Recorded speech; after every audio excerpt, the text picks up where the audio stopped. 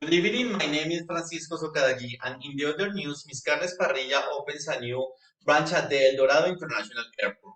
One of the biggest goals of Miss Carnes Parrilla is to internationalize, which is why on August 20 opens a new headquarters located at the El Dorado International Airport in the capital of the country.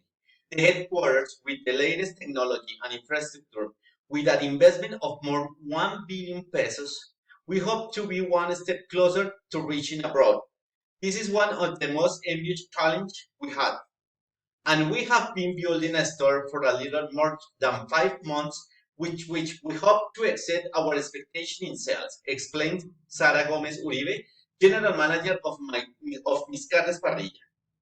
Adding that, we want to continue working on positioning the brand in the Colombian market, and that it recognized for offering high quality products. Thank you for your attention and have a good night.